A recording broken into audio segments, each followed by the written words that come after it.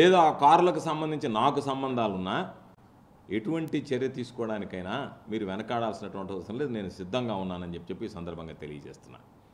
నేను సోమిరెడ్డికి కానీ తెలుగుదేశం పార్టీకి సంబంధించినటువంటి వ్యక్తులకి ఛాలెంజ్ విసిరేది, ఒక జెరాక్స్ కాపీతో కూడుకున్నటువంటి ఒక ఫోటో ఎవడో అంటించుకుంటే దాని మీద నేను ఇప్పటికే కంప్లైంట్ ఇచ్చాను, ఎఫ్ఐఆర్ జరిగింది. కాబట్టి ఈరోజు దాని మీద చర్యలు పోలీసు ఏ విధంగా వాళ్ళకి నా పాస్ వచ్చింది, జెరాక్స్ ఏ విధంగా తీసుకున్నారనేటువంటి దాని మీద కూడా విచారణ ప్రారంభమైంది. ఒక జెరాక్స్ కాపీని ఎవడో ఒకడు అనామకుడు అంటించుకొని దానికి రేవు పార్టీలో ఉన్నటువంటి వాడి కారుగా భావించి దాని మీద నీకు సంబంధం ఉంది అని చెప్పి మాట్లాడేటువంటి నీచ పరిస్థితికి ఏదో దిగజారిపోయారు. ఎందుకంటే నేను చెప్తున్నా,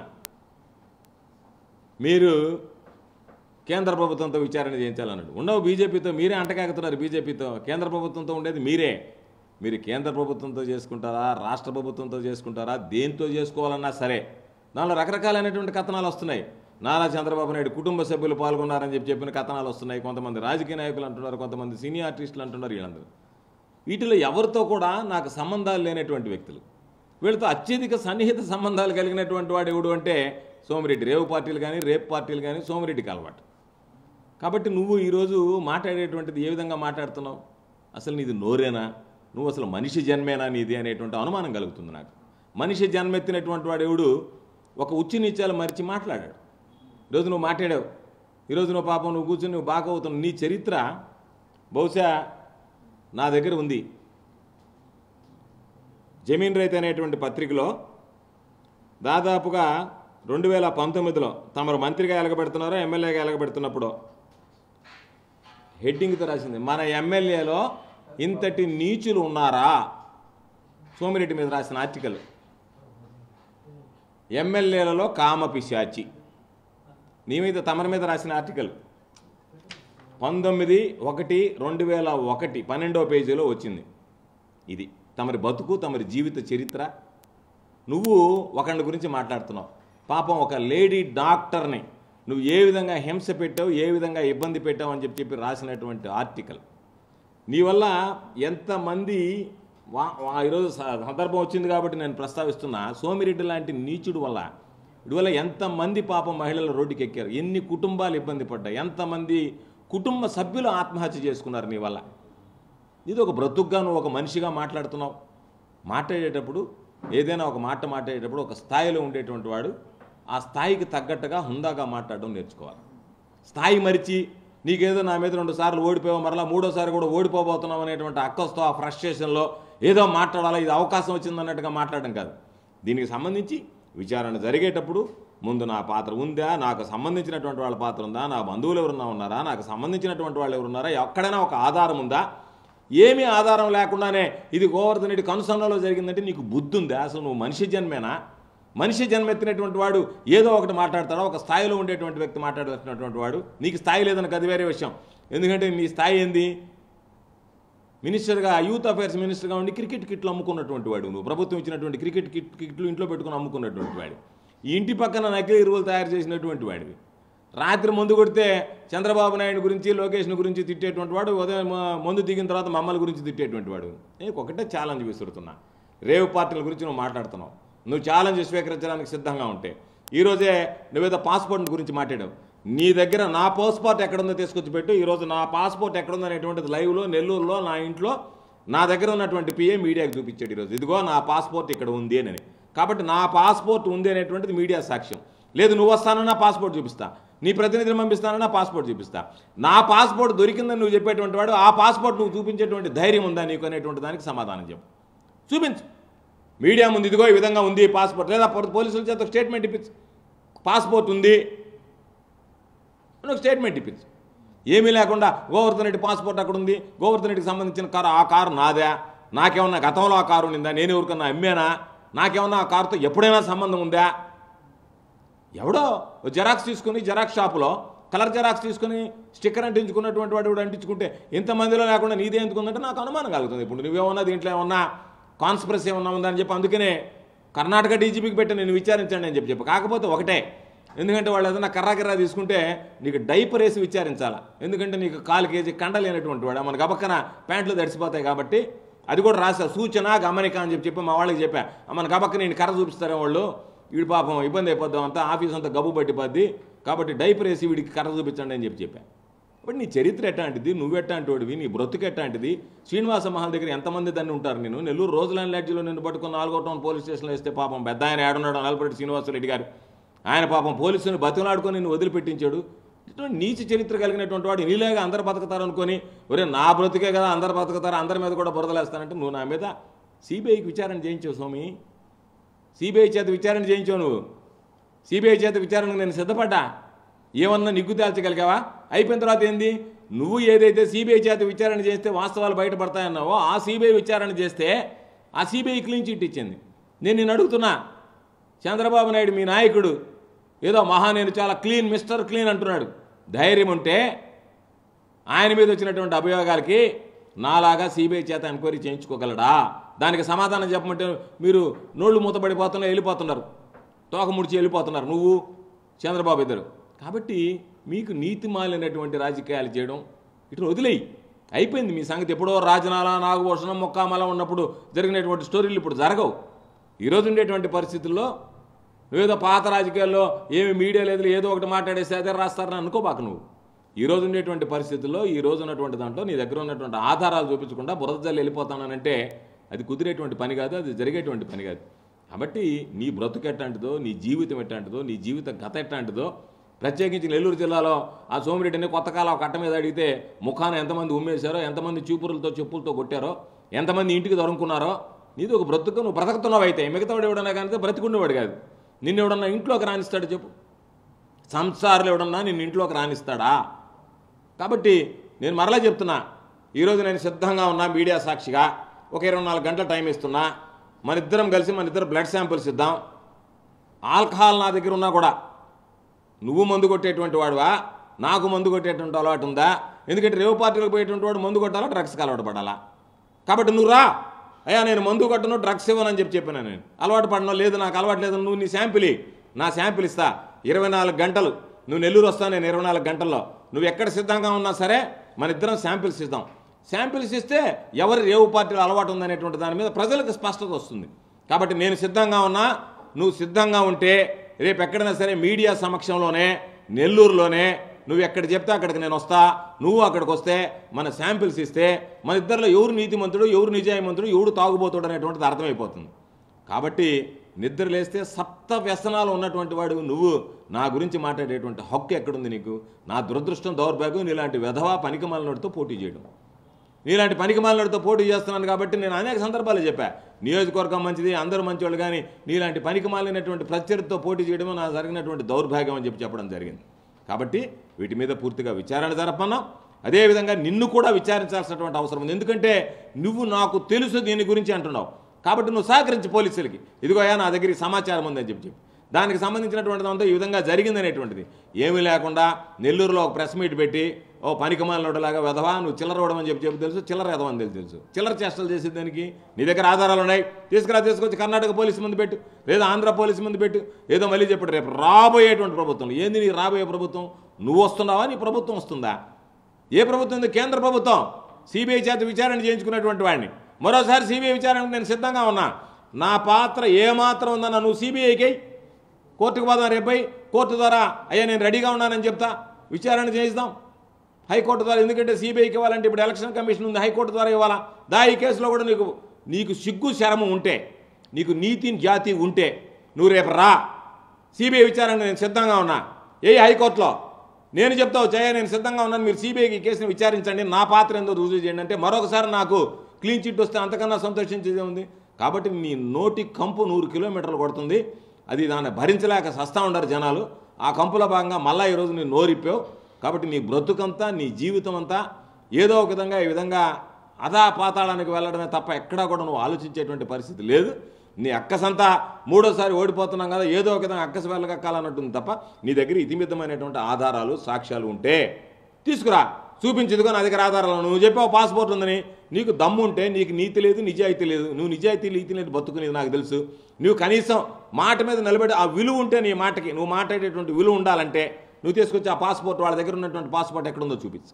నా దగ్గర ఉండే పాస్పోర్ట్ నేను చూపిస్తా. నీకు ధైర్యం ఉంటారా?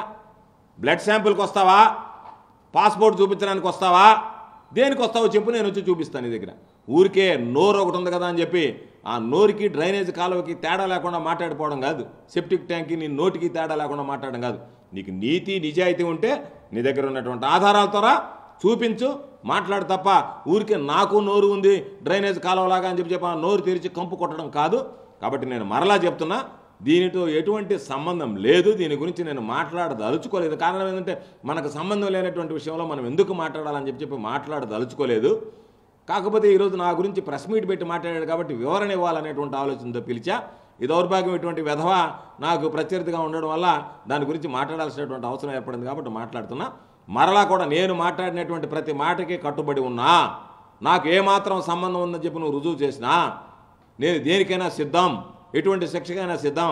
కాబట్టి నువ్వు కర్ణాటక ప్రభుత్వం చేత చేయిస్తావా, కేంద్ర ప్రభుత్వం చేత చేయిస్తావా, ఏ ప్రభుత్వం చేత విచారణ చేయించినా నాకు ఏం భయం లేదు, విచారణ ఎదుర్కోవడానికి సిద్ధంగా ఉన్నావు. నీ మాట మీద నువ్వు నిలబడి నీకు నీతి నిజాయితీ ఉంటే నేను చెప్పినటువంటి 2 అంశాల మీద నిలబడు, 3వ అంశం మీద నీ దగ్గర ఉన్నటువంటి సమాచారం ఇచ్చి సహకరించి దాని ద్వారా ఇదిగో ఇది వాస్తవాలు నేను బయట పెట్టానని చెప్పి ఆధారాలతో సహా మాట్లాడాలి తప్ప నీవు నోటితో మాట్లాడేది ప్రతి ఒక్కటి నోరు తెరిస్తే అబద్ధం తప్ప నిజం మాట్లాడినటువంటి నువ్వు మాట్లాడేటువంటి మాటలకు విశ్వసనీయత ఉండదు. నిష్పాక్షికంగా దర్యాప్తు జరుగుతుందని నేను భావిస్తున్నా. ఖచ్చితంగా ఈరోజు కూడా పేపర్లు వచ్చాయి, వాళ్ళు ఉన్నారు వీళ్ళు ఉన్నారు, నారా చంద్రబాబు నాయుడు కుటుంబ సభ్యులు కూడా ఉన్నారు అని చెప్పి వచ్చింది. ఎవరున్నారో ఎవరు లేరో తెలియకుండా మాట్లాడడం నాకు అలవాటు లేదు. సోషల్ మీడియాలో వచ్చింది కాబట్టి ఉటంకించా. కాబట్టి ఎవరనేటువంటి ఆ పేర్లు కూడా నేను చెప్పదలుచుకోలే. కాబట్టి రేపు వచ్చినటువంటి వాస్తవాలు వెలుగు చూస్తే ఎవరెవరి పాత్ర ఉందో కూడా అర్థమవుతుంది. కాబట్టి నేను ఇచ్చినటువంటి ఎఫ్ఐఆర్ మీద కూడా పోలీసులు విచారణ చేపట్టారు.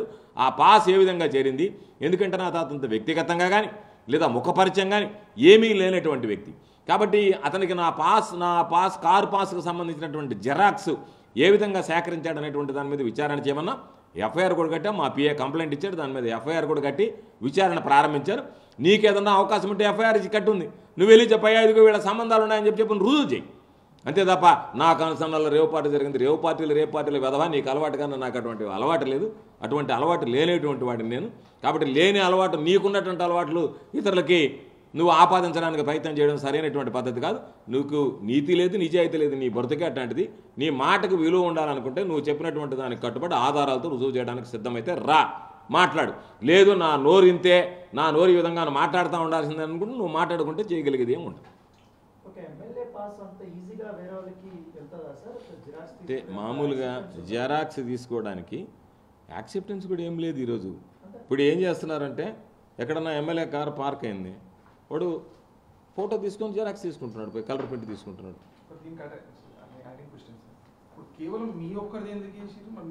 నేనేం చెప్పేది ఏ ఎమ్మెల్యేదో దొరికింది, ఇప్పుడు నా దగ్గర దొరకబట్టి నా దగ్గరికి వచ్చింది, మిగతా ఎమ్మెల్యే దొరికితే వాళ్ళ మీదకి పోయింది, వాళ్ళ గురించి మాట్లాడినాడు. అట్లా ఉన్నటువంటి దాంట్లో ఆ కారుకు ఉన్నటువంటి పాసు నా కారు పాస్ చేరిందనే దాని మీద, ఎందుకు చేరిందనే దాని మీదనే ఎఫ్ఐఆర్ ఇచ్చాం. అతనికి ఎక్కడి నుంచి సేకరించాడనేటువంటిది కూడా సాక్ష్యాలతో సహా పోలీసులు వాళ్ళ విచారణలో తేలుతుంది. పోలీసు విచారణలో తేలిన తర్వాతనే కదా వాస్తవాలు వెలుగు చూస్తాయి. లేదు నాకు సంబంధించినటువంటిది ఏదన్నా ఉంటే ఎవరు ఇచ్చారనేటువంటి దాని మీద, ఎట్లా వెళ్ళిందనే దాని మీద కదా ఎఫ్ఐఆర్ ఇచ్చాం. ఎఫ్ఐఆర్ కాపీ కూడా మీకు ఇచ్చాం.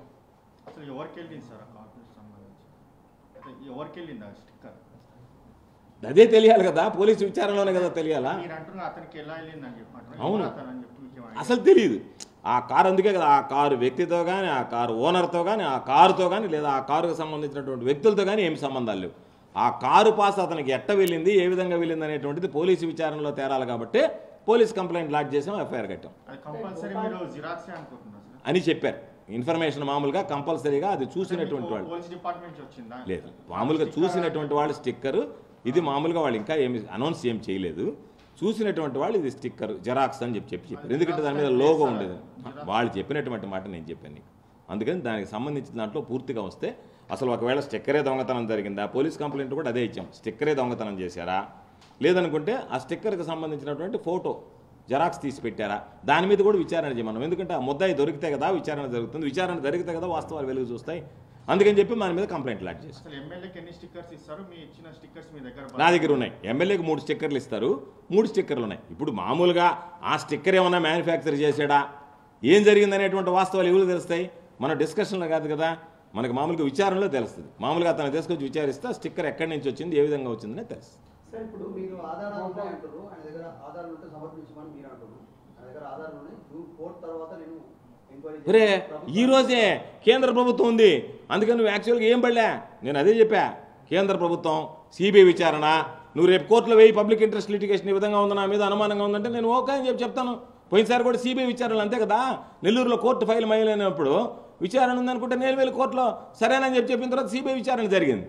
దేనికైనా విచారణ, కేంద్ర ప్రభుత్వానికైనా విచారణకైనా ఒక గైడ్ ఉండాలి కదా. ఏమీ ఆధారం లేకుండా కార్ చక్రం ఎవరితో ఉందనే దాని మీద నా మీద విచారణ జరగదు కదా. కాబట్టి నా మీద విచారణ జరిపించాలనుకున్నప్పుడు దానికి సంబంధించి నిబద్ధతతో మనం వెళ్ళి ఇదిగో ఈ విధంగా ఉంది వెళ్దామని చెప్పి వెళ్ళాలి. నేను దేనికైనా సిద్ధంగా ఉన్నాననే దానికి రెడీగా ఉన్నాను. చేయలేదు నాకు ఎవ్వరు చేయలేదు, నాతో ఎవరు మాట్లాడలేదు, నాకు ఎవరు ఫోన్ చేయలేదు, నాకు సంబంధం లేదు, పరిచయం లేదు. అదే నేను చెప్పింది, ఆ ఫామ్ హౌస్ ఓనర్ నాకు పరిచయం ఉన్నాడు కదా, ఆ పరిచయాలైనా బయట పెట్టిదిగో ఈ సంబంధాలు ఉన్నాయి, ఫోన్ మాట్లాడితే ఇప్పుడు నువ్వు నా దగ్గరికి ఈరోజు వచ్చి మాట్లాడావు, నీతో సంబంధం ఉన్నట్టు కాదు కదా. కాబట్టి నాతో పరిచయం ఉందా, ముఖ పరిచయం ఉందా, సంబంధం ఉందా, ఏముందనేటువంటి దానికి నేను కూర్చొని చెప్తాను. చంద్రబాబు నాయుడు కూడా రేవు పార్టీలో ఉన్నాడని చెప్తా, చంద్రబాబు నాయుడు కొడుకు రేవు పార్టీలో ఉన్నాడని చెప్తా, రేవు పార్టీలో రైడ్ జరిగే ముందు వెళ్ళిపోయినారని చెప్తా. దానికి మామూలుగా ఆధారం చూపించాలి కదా, ఏదో ఒకటి. ఏమి లేకుండా చెప్పడానికి ఏముంది, ఎవరి మీద చెప్పచ్చు. అందుకని ఇతిమిత్తంగా దీనికి సంబంధించినటువంటి దాంట్లో వీళ్ళు ఇది ఉంది అని చెప్పడానికి ఏదన్నా ఒక ఆధారం ఉండాలి. కాబట్టి ఆధారాలు లేవు, కాబట్టి ఆధారాలు లేకుండా మాట్లాడుతున్నారు. కాబట్టి కారు పాస్ని బేస్ చేసుకుని ఆ కారు పాస్ వాళ్ళకి ఎటు వెళ్ళింది అనేటువంటి దాని మీదనే విచారణ చేసి. పాస్పోర్ట్ లేదు, నేను చెప్పేదనే పాస్పోర్ట్ ఉందని చెప్పాడు. పాస్పోర్ట్ నా దగ్గర ఒక్క నిమిషం నాకు, అందుకనే కుట్ర ఉందా దాని మీద విచారణ చేయమని డీజీపీకి లెటర్ పెట్టారు. అది ఏమన్నా కుట్ర కోణం ఉందా, ఎవడన్నా దీన్ని కావాలని చేశాడా, ఇది ఉందా? ఎందుకంటే వాళ్ళ పోలీస్ దగ్గర ఏముందనేటువంటిది మనం లెటర్ పెట్టిన తర్వాత they will reveal the facts. ఇది ఉందా మా దగ్గర పాస్పోర్ట్ అని చెప్పి చూపించాలి కదా. ఇప్పుడు ఈరోజు పాస్పోర్ట్ ఉందని సోమిరెడ్డి చెప్పాడు, పాస్పోర్ట్ ఉంటే నేను లెటర్ పెట్టా, పాస్పోర్ట్ ఉంటే రివీల్ చేయాలి కదా, ఇదిగో పలానా ఆయన పాస్పోర్ట్ ఈ కారులో ఉంది అనేటువంటిది రివీల్ చేయాలి కదా. రివీల్ చేయకుండా ఈరోజైనా రేపైనా గమ్ము ఉండదు కదా, నా పాస్పోర్ట్ నా దగ్గర ఉంది అని చెప్పి చూపించాను. కాబట్టి దీంట్లో కాన్స్పిరసీ ఏమన్నా ఉందా, కాన్స్పిరసీ మీద ఏదన్నా ఉంటే మీరు ఆ కాన్స్పిరసీ ఏ విధంగా ఉందనేటువంటి దాని మీద మీరు దాని మీద ఎంక్వైరీ చేయండి అని కూడా డీజీపీ కూడా లెటర్ పెట్టారు. వాడెవడో వెధవా లోఫర్వాడు రేపిస్ట్ ముండా కొడుకోడు, వాడు ఏందో మాట్లాడేది, వాడి చరిత్ర ఎట్టాడితే నేను చెప్పా. వాడిని ఆడవాళ్ళు శ్రీనివాస మహల్లో 100 సార్లు చెప్పులతో చేపరగట్లతో కొట్టారండి. వాడితో ఒక బ్రతుకు వాడు బతుకుతున్నాడు. మామూలుగా వాడి బ్రతుక్కి నాకు అదే నేను చెప్పింది, అటువంటి యథో బ్రతుకు బ్రతికేటువంటి వాడితో పోటీ చేయాల్సి రావడమే నా దౌర్భాగ్యం అని ఈ మీడియా సమావేశానికి ముందు చెప్పిందంటే వాడి బ్రతుకు ఎట్లాంటిది అనేది నెల్లూరులో కనుక్కుంటే నేను చెప్పే ఆధారాలతో సహా వాడి బ్రతుకు ఎంతమంది ఆడవాళ్ళు శ్రీనివాస మహల్కి వచ్చినటువంటి ఆడవాళ్ళు ఎంతమంది చెప్పులతో కొట్టారో నేను చెప్పేది ఆన్ రికార్డ్ చెప్తున్నా. రోజ్ ల్యాండ్ లాడ్జీ అనేటువంటిది ఉన్నప్పుడు ఆ రోజ్ ల్యాండ్ లాడ్జీలో రైడ్ చేస్తే పట్టుబడితే వీడిని తీసిపోయి 4th టౌన్ పోలీస్ స్టేషన్లో పెడితే పాపం పెద్ద ఆయన నల్లపరెడ్డి శ్రీనివాసరెడ్డి గారు మంత్రిగా ఉండి ఆయన బతిమలాడుకుని విడిచిపెట్టాడు. వీడి చరిత్ర అట్లాంటిది. వీడి కుటుంబ సభ్యులు వీడి వల్ల ఆత్మహత్యలు చేసుకుని చచ్చిపోయారు. ఎంతమంది ఆడవాళ్ళు వీధికి ఎక్కారు వీడి వల్ల. వీడి చరిత్ర ఎట్లాంటిది అనేది నెల్లూరులో ఎవరిని అడిగినా చెప్తారు. నేను చెప్పింది ఏంది, వాడి గురించి ఒక ప్రధానమైనటువంటి పత్రికలో వచ్చినటువంటి వ్యాసం చూపించా. ఇదిగో వీడు మత్సుకి వీడి వెధవతనం ఇది, వీడి క్యారెక్టర్ ఇది అని చెప్పడానికి. వాడి క్యారెక్టర్ అదా కాదా అనేటువంటిది వాడిని ఎవరిని అడిగినా చెప్తారు. కాబట్టి ఏదో మామూలుగా మాట్లాడడం కాకుండా వాడి క్యారెక్టర్ ఏందనే దానికి ఆధారం చూపించా. నా క్యారెక్టర్ ఏందనేది వాడి మాటలతో కాకుండా ఆధారం చూపించమని అడుగుతున్నా.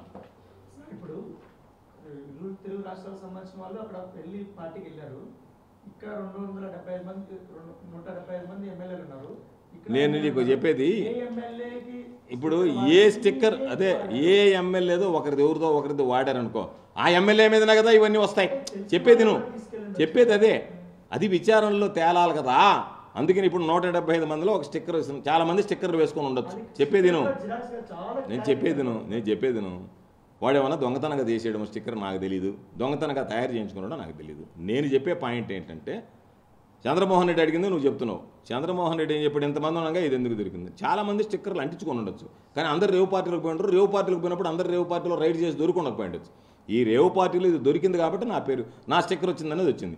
అంటే ఎంతమంది పోతున్నారో, ఎక్కడెక్కడ తిరుగుతున్నారో, ఎంతమంది దొంగ స్టిక్కర్లు వేసుకొని ఉన్నారో తెలియదు కదా. వీళ్ళందరిది ఒక స్పెసిఫిక్ ఇన్సిడెంట్లో జరిగింది కాబట్టి బయటకు వచ్చింది.